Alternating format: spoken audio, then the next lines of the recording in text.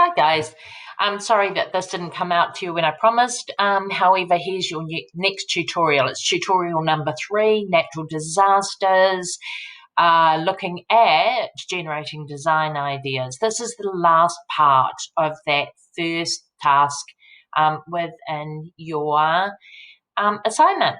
Now this is task 1, generate design ideas. Now we've looked at seasonality, we've looked at existing outcomes, we've looked at seasonality, we've talked about constraints and packaging options in the last tutorial. So this one we're looking at the recipe cards. It says here tutorial link, that will be highlighted with the link once I've produced this video.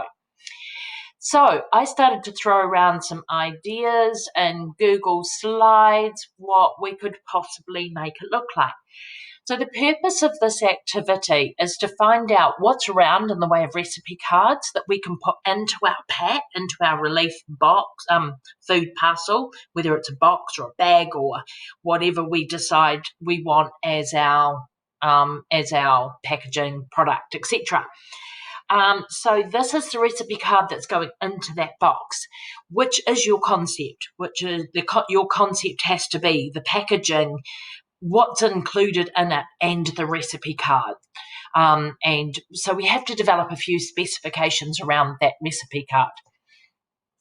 First idea I've looked at, obviously this is only a very small example of what it might look like. You're going to want to have a look at a whole lot of options.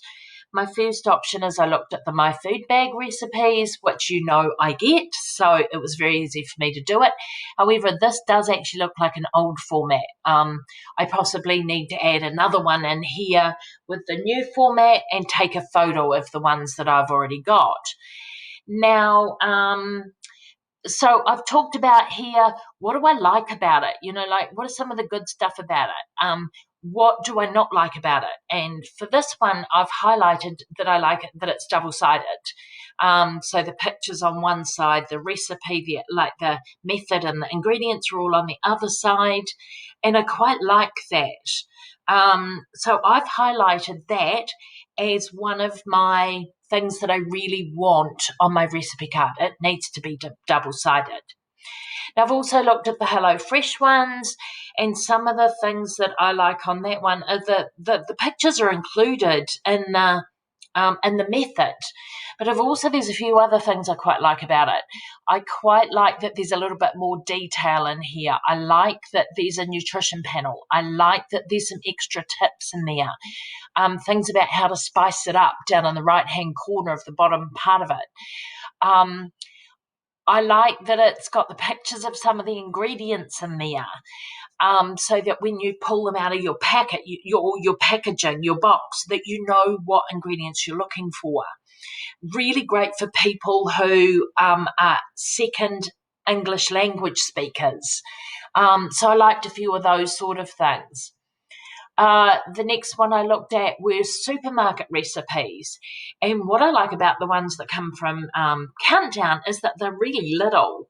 So they're in the thinner paper, which means that they're not going to last as long, but it might have some good things to do with that if that's something you're thinking about. But I quite like the size of them. So I've highlighted size as good. Now, for the last one that I've put into the example, and remember, this is not this is just an example. You would obviously have more, but I've looked at recipe cards for kids and how they're very clear and very simple to follow. So I've thought, that's quite interesting. Why couldn't I include a recipe card for kids? If you've got kids in your family or who are receiving this box and we're in lockdown or stuck at home, this at least is giving them some really good homeschooling. So as you can see, I've bolded all of the points that I want to come out of it. And then if we go back to my teaching one, down here, I might actually put in there those as specifications. So that might be my explanation at the end about what I've learned. Okay, hope that helps.